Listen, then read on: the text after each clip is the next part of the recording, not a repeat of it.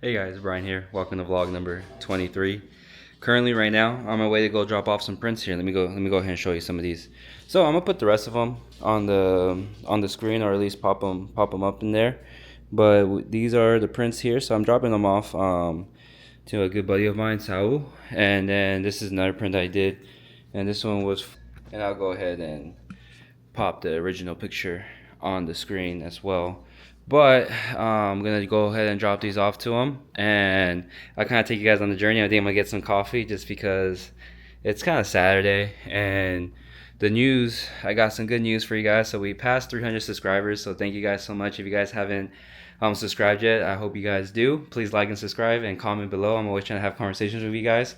But another good news that I have is that I found a job. So I'm gonna be starting at my new job September 9th. So for the guys that don't know, I'm not a full-time YouTuber, obviously, with such low subscribers, but I am, and I'm not a photographer. I'm actually an aircraft mechanic. And for those that kind of are more interested in that, I think I'm gonna post a separate video kind of detailing all of that, and I'll probably take you guys on the journey for my first day of work, but that's not gonna be until September 9th. So with all of that, you guys saw Hazel a little bit earlier. I'm gonna go ahead and show you guys little Mac boy. Here he is in all his little cuteness. He kind of senses that the shoes are on, the pants are on, the hat's on. I'm vlogging again. He senses that I'm going to be leaving the house, so he's kind of upset about that. He has very bad separation anxiety.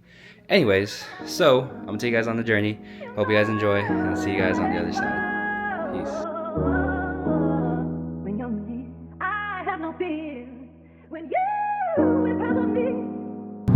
Alright, and we're back. So I'm gonna kind of take you guys on the journey. It should be not too long of a drive, but I'm gonna kind of chat with you guys here. So on earlier vlogs, probably like vlog, I want to say like maybe like 3 or 4. So I know a lot of you guys probably haven't watched those. If you haven't, you guys can feel free to go watch them. I mean, I kind of just dibble and dabble and drop information here and there, right? And so for those that don't know, yeah, I am an aircraft mechanic. And for those that really know me, I was laid off, I want to say about like a month and a half ago now. And pretty much, I was working for one company. I won't say their name just because I don't want any implications of anything. And I was working with them for about 8 months. And I kind of took a risk, and I knew I was taking a risk going with this company. They were more of a startup. And so they really didn't have all the resources that's really required to do maintenance in a proper way. I mean, they had a lot of resources, a lot more than me personally I'm used to when it comes to startup companies, but they were still not as fully equipped as they should be. I took the risk. It came with a pretty decent pay increase, so I decided to jump the ship and try it out. And so I was there for 8 months. It taught me a lot of things because that was more of a supervisor position. I've never done supervising in general, so that was kind of new for me, and I wanted to do it in order to increase my experience, increase my knowledge, and increase my understanding within the industry. And for that, that's with corporate jets. For those that don't know, that's private jets. Anything that like a celebrity would fly, I've probably fixed. I fixed a lot of celebrity planes in general, and I'm gonna continue to do that. I don't really have much taste for going to the commercial side of things, or even working on the little piston poppers. But regardless, they were very kind of cutthroat about it. You kind of just had a meeting with HR and everybody, and before you knew it, you were just out of the company. And so it kind of felt like Goodfellas when that's kind of what happened to me. And so I kind of just show up to work one day, and the owner of the company is there, and he's just waiting for me. And yeah, it's a good experience. It's definitely not the way I expected things to end there, but things happen, and everything happens for a reason, and I've been incredibly blessed throughout my whole career, and I feel like I'm going to continue to stay that way. The new company that I'm going to be starting for on the 9th I know it's going to be a very big step in my career, and I'm excited. And I'm not gonna say their name either, at least not yet. I'll probably run you guys through more of that information as it kind of comes, or as I feel more comfortable there. I don't want to do anything that's gonna upset them. I'm not sure if they see these, if they're gonna see these. I don't want to put all of that information out there, and so I'm gonna get a feel for it first before I start disclosing all of that. But for those that are wondering too, how am I able to afford a GR Corolla and an STI and then have a place for myself at the same time, you know, it's through this industry of aircraft maintenance. And you know, I've been really fortunate and had a lot of cool blessings come into my life in different ways, you know, different lessons that I've learned and different things that I felt like, you know, really brought me to this point.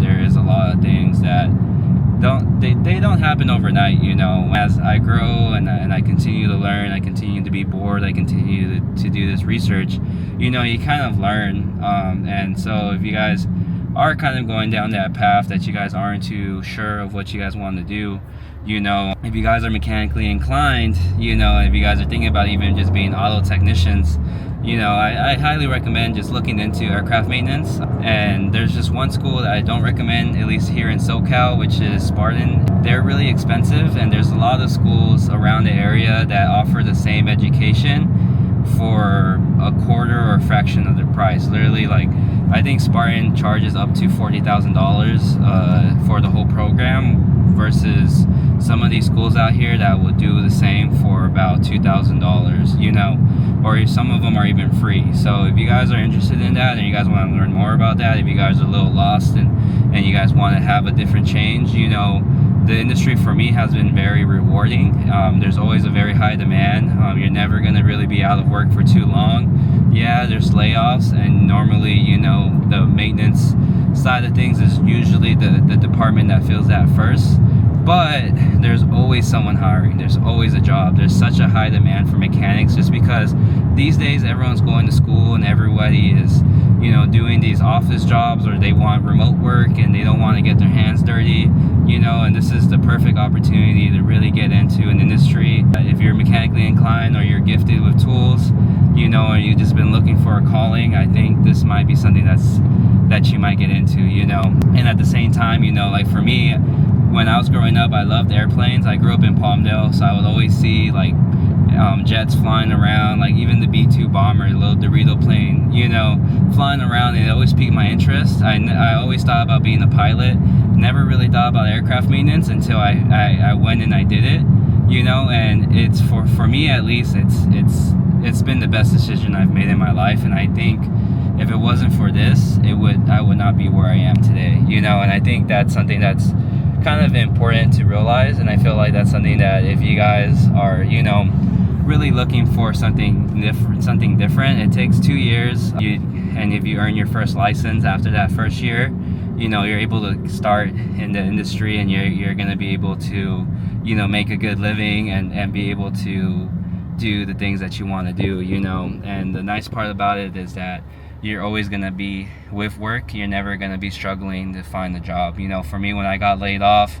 it came out of nowhere, you know, but with the industry and the way that it is right now, I was able to still be picky. I was able to still look around. I was able to call everybody and really get a feel for everything. The industry is very small, so you got to keep your reputation good. At the same time, you know, it was definitely an experience that it wasn't too hard. You know, I was never scared. I was never worried. I think for me, it was more about just making the right decision for myself. And I was so happy that I was able to, you know, filter in and really make that final decision and get to where I want to be. Interested in this industry, you know, I want to kind of have a video out there because it's something that's been a big part of my life. And I want to have a video out there that kind of teaches people how to get into the industry and how to, you know, take those first steps. Because for me, it was just talking to my uncle and realizing that this is even a real thing. Because you know, you always fly in planes, you always think about pilots, you never realize the maintenance that goes into the planes. And this is a very high stakes type of career. You're dealing with very expensive parts. If you're in the commercial side, you're dealing with hundreds of lives per night.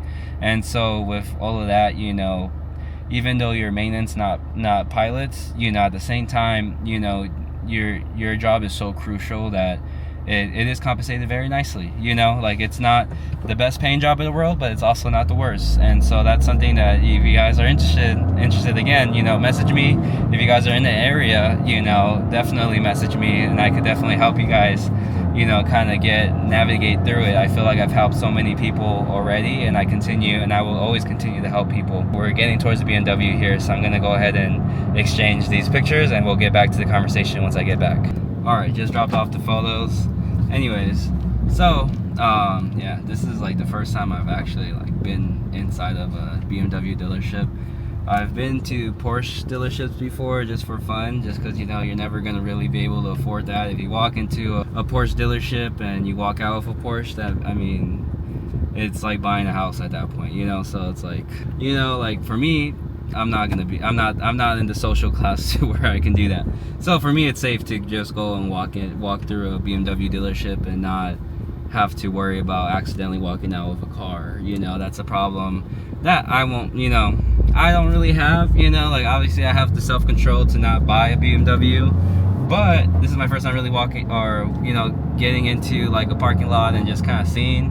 I see all the M cars, like the M3s and the 340i's, you know, and it's all very, you know, very tempting. I'm not gonna do anything. I haven't worked for a month and a half, so I'm not in any position to be buying the BMW, but they are nice looking cars. I will admit they're nice. In the B58 builds, or even the S58 builds, or, you know, whatever the BMW engines are these days, they're pretty nice, you know. And they make very good power very easily. So, you know, don't be surprised if maybe not like anytime soon, but like 4 or 5 years down the road, you see me, you know, getting myself into a BMW build, you know, not throwing any teasers in there or any hints or any false promises, but that would be really nice if this takes off really well. You know, I could see myself getting myself into one of those, and even just like an M2 right now. So this is the Porsche dealership. I'm not sure if you guys can see it. It's a little far. Let me try to zoom in here if it lets me. I'm not really gonna zoom in, but, you know,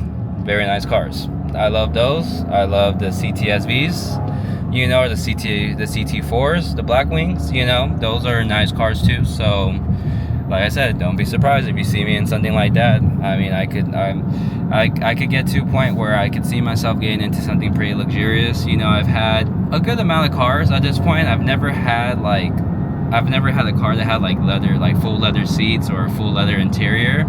You know, like even the Corolla has a lot of leather components to it, but it's not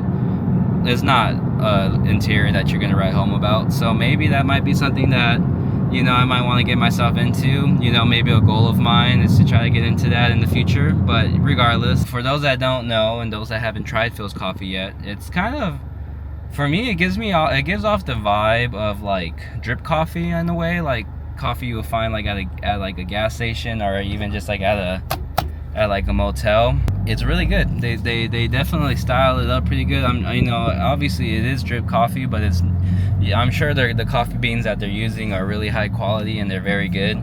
You know, it's a place that I found recently, and it's definitely a place that I'm gonna kind of continue to go to, and I really enjoy. And this is kind of like the same parking structure that they have a lot of car meets at. Maybe I can try to host a little cars and coffee here at the Philz Coffee. You know, that might be a move in the near future. Maybe I can ask some of my buddies to help me with that. Let's see, I'm just gonna park here. You're gonna see me magically come back with a coffee right now. All right, and we're back. And so for those that are wondering what my coffee order is, it's kind of different from place to place. Like at the Coffee Bean, I really love a good vanilla latte with oat milk, and I always get oat milk. I know that some people are true, you know, dairy fanatics, but for me, I stopped drinking dairy and eating dairy products in general a few years back. I'm not perfect. I still eat some of those things. You'll probably catch me eating some cheese from time to time, you know, but I've kind of made an effort to try to not eat those things. It's not really for any, you know, for any political reasons or anything, or environmental thing. It's more of just like a health choice. I feel like our bodies are not really meant to drink all of these cow dairy products. I feel like it's funny, but as nature standing, you know, we're the only animals in the animal kingdom that drink other animals' milk, which is interesting, because every other animal just drinks their own, or every other mammal just drinks their own mother's milk until they are too old to drink it, and then they don't drink it again, you know. And why we choose to drink cow milk, you know, there's no other animal that drinks any other animal's milk, but, you know, that's a whole other thing. You know, we don't really need to get into the nitty-gritty of who's right or wrong. If you drink whole milk or if you drink oat milk, you know, I don't judge. This is not a judgment place. This is just a place for us to have a conversation and hang out a little bit. And so anyways, now that I have a little bit of hyperness, if you guys are wondering, and let me get back to the topic at hand. So from Phil's Coffee, I really like their mocha. So I'm really, when I got into coffee, I got really into mochas. I started drinking mochas when I was young. I was probably like in my high school years, so maybe like 15, 14, and I always used to get mochas. I love chocolate, and so mocha is a nice little chocolate drink. But I get different things from different places. So like at Starbucks, I like to get like a caramel macchiato or an ice white mocha, which is kind of the same concept, just with like I guess like white chocolate instead of dark chocolate. You know, I like my coffee sweet. I don't drink black coffee or any like just straight shots. I always like to kind of drink milky coffee, just because I'm a little bit more, I have more of a sweet tooth, and so for me it kind of aids with that sweet tooth, and I don't like just like the raw taste of coffee, you know, like I just like to have like, I like to sip on something that's a little bit more sweet.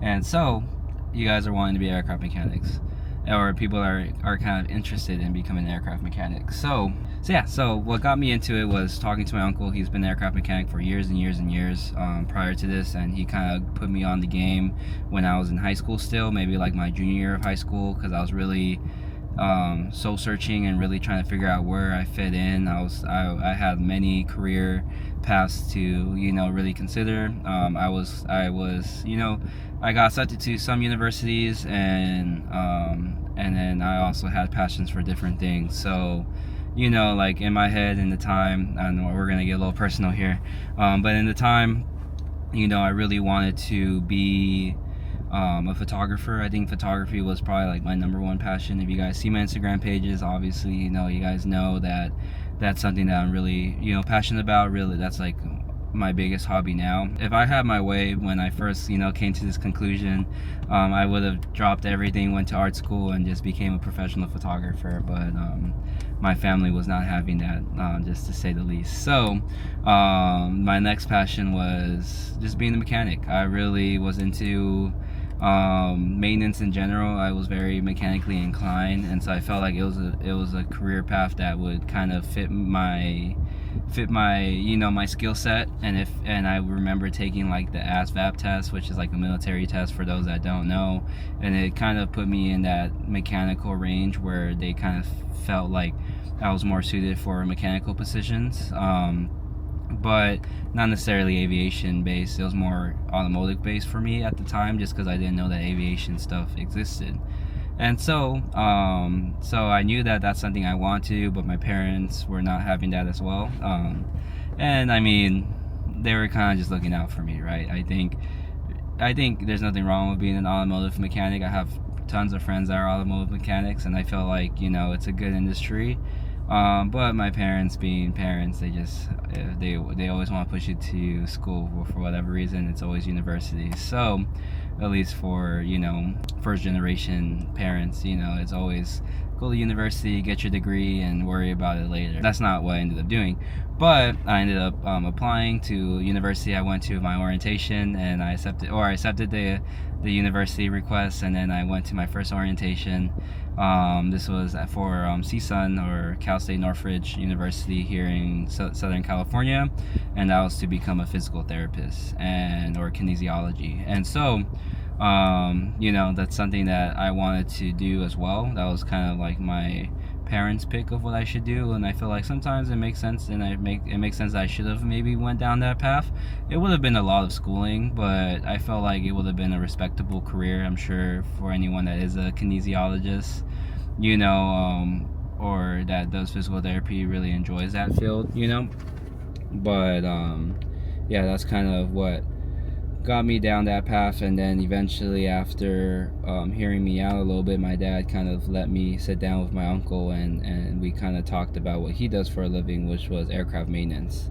And once I had that conversation with my uncle, it really kind of cleared up my vision a lot, to where I knew that that was even a possibility, and I knew that that's something that I wanted to do.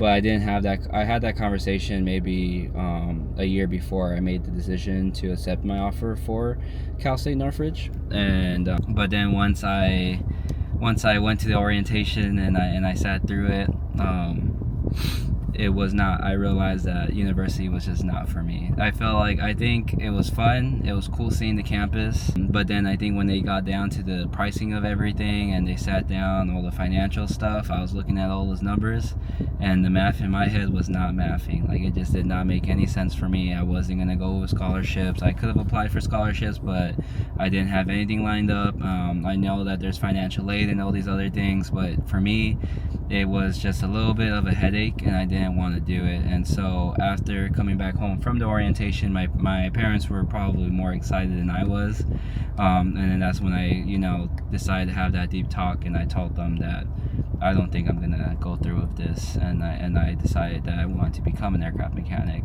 And so with all of that, they let me do it, but I had to still go to community college at the same time. So I went to 2 schools, and then I also had a part-time job, and I did that, and that's kind of what kind of started up my whole career in all of this. But yeah, so for those that don't know and don't understand aircraft maintenance, or don't know that it exists, it's definitely something that is very high, that has very high demand, and it's an opportunity that you could kind of take it in so many different ways. There's so many different types of mechanics. So we have your basic shop mechanics that are able to do like those big inspections, and take on these very big tasks, because every aircraft that's flying has scheduled maintenance. They have scheduled intervals that they're required to follow if they're going to be flying. And all of these regulations are designed so that way we're able to prevent any possible failures, premature failures, or any failures that happen in flight. Just because if any failures happen in flight, that's usually when there's big accidents, and this career, there's lives in stake. And so the whole industry is designed for safety, and is designed to catch these issues or potential failures before they happen, and that's why they have these scheduled intervals, and that's what your standard shop guys will do. You also have your line techs, which is like more of the commercial side, which kind of just makes sure that all the flights that come in, if they have issues coming in, that their job is to make sure that those issues are resolved before the next flight. So they have a very short window, maybe usually like a couple hours.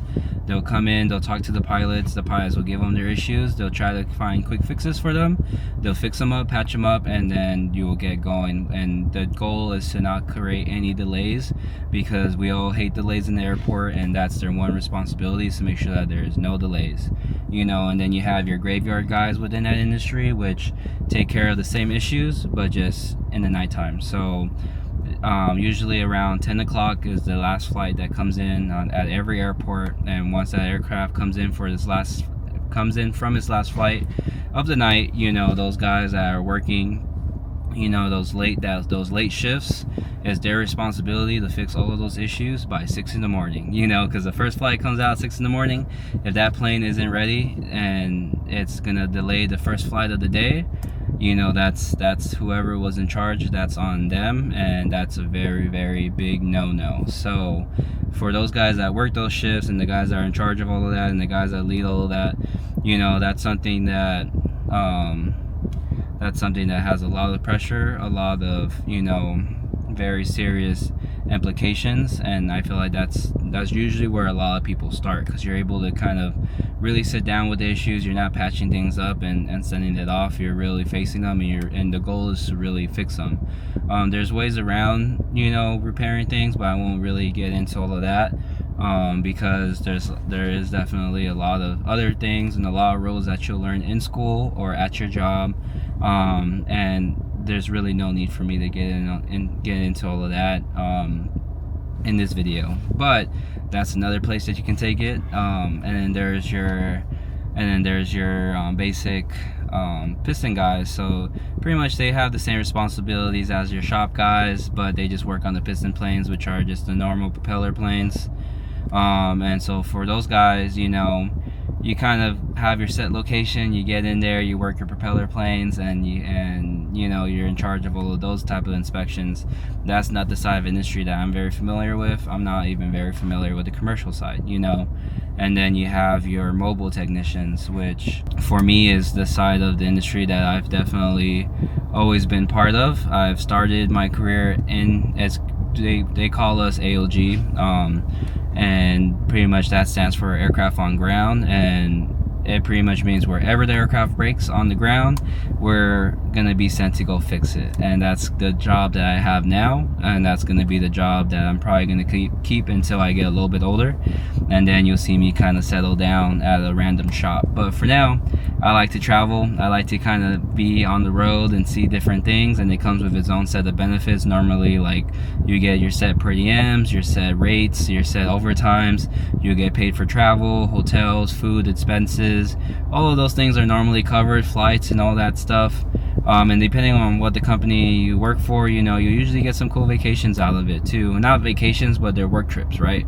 And so, you know, like for one of my last jobs, I got sent to New York twice, and I've never been to New York in my life, and that was my opportunity to go see New York. I went to go see Times Square and all those things when I had the time, once I was done working, you know, and I saw those things for the first time, and I didn't even have to pay for it, you know. Like, normally a New York trip is probably like $1,000 to a couple $1,000s. For me, I got paid a couple $1,000s to do it, you know. And that's kind of the perks of that industry. It's not for everybody, because a lot of people want to be home at the end of the night. You know, if you have a wife and kid at home and you want to be with your family, you want to be a present father, a present, you know, boyfriend, or just be present in the moment, or just have a home that you really, you know, love. I mean, not saying that I don't, because I do have those things as well. I don't have kids, but I do have, you know, I do have my family, my fiance, and all these people that I want to be present for, my little brother, you know, like all these different people. And obviously I love them dearly, and I want to be there for all the big moments. And with this side of the industry, like, a lot of people get scared because they don't want to be away for long. And from my experience, no one's really away for long unless they choose to be, and I never really choose to be. Like, I think the longest I've really been away for is maybe like 3 days, and that's something that is, like, for me, like, even if I'm away for 4 days and it was like maybe once a year, you know, like, that's fine. Like, my family and everybody that's around me, it's not gonna, you know, it's not gonna be a point where, like, I'm gonna create a lifetime of trauma to a kid for being gone for 4 days. You know, like, everyone, once those things happen, you normally have like a heads up, and I'll normally communicate that with everyone I know. For me, I'm like, those that know me, and those that know me in that way, that like we're very close to each other, I'm very transparent to the people around me. I'll tell them as it is. So, like, for my fiance, like, she knows me very well in that way, where, you know, if I know I'm gonna be gone, or every time I get into a job, I usually just give her the basic, you know, understanding of what it is. So, like, for me, like, I'm like, oh, this should be a very easy thing. I should be home by the end of the day. You know, it's gonna be a long day, but I'll be home by the end of the day. I'm like, ooh, this is a big deal. I'm probably not gonna be home for a couple days. You know, and it's just having that conversation and being open, you know. And I feel like for me and my fiance, I know she's very understanding, and I felt like that's why, for me, this side of the industry has always made sense for me. But, you know, eventually I'll probably settle down and have that normal 9 to 5, you know, and not travel all the time. This career, or this new job that I took on, it seems to be like they do have some decent road trips. I think Europe is definitely on the table for them. Asia is definitely on the table for them. So maybe you might see me take a work trip to Japan, or, you know, maybe France or the UK. You know, like, all these different things. You'll see me, you know, really hit a wide variety. This company seems like they go places. So I'm excited. I'm very excited, because I've never been really outside the US, outside of just Mexico. And so that's something that I'm very excited for. I hope I gave you guys a little bit more of an understanding of aircraft maintenance and the industry as a whole. There's different routes. You know, you could always become an independent contractor. There's a lot of independent contractors where you don't really belong to any set body of person. You just have to have your own insurance, and you're able to kind of sell yourself to these companies as like an extra hand, and you charge your own rate. Normally the going rate for that is about like $100 an hour to $120 to $140 an hour, depending on what your deal is, you know. And these guys, you know, like they won't work, they don't have the guaranteed hours, and they don't have the benefits, they don't have any of those things, but they do have that really good rate, and that's something that's attractive to a lot of people. And that's where you don't really have a middleman. You're getting that full product, and that comes with its own set of issues, but at the same time it comes with its own set of freedoms, you know. And that's something that you have to kind of have a decision with yourself if that's what you want to do, you know. I know people that started companies in this industry and made millions and millions of dollars, you know. Like, there's so many ways to take it, there's so many things to go around it. And the nice part about it is that you don't necessarily need to have that college degree.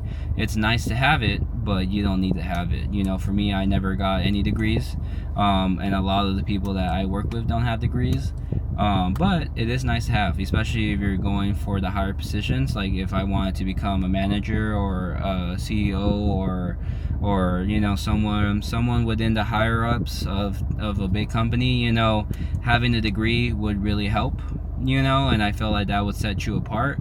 But for the most part, you know, there's people that are in those positions that don't have degrees, and so, you know, it's definitely a decision where if you're not really book smart, and believe me, I wasn't, you know, but I do have very good mechanical skills. I have a very good understanding of how mechanical systems work, you know. And I didn't know anything about airplanes when I got into this, but I learned, and I learned quickly. And once you're in the field, you're going to learn a lot, you know. The school, I feel like, gave me a good understanding of what aviation is and why it is what it is, you know. But then I didn't learn what I needed to learn until I got into my first job, and I couldn't do that without going to school. I'm gonna end this here. This one might go a little bit longer, but you know, I hope you guys enjoy the video. I hope you guys take this knowledge and run with it, and do great things with it.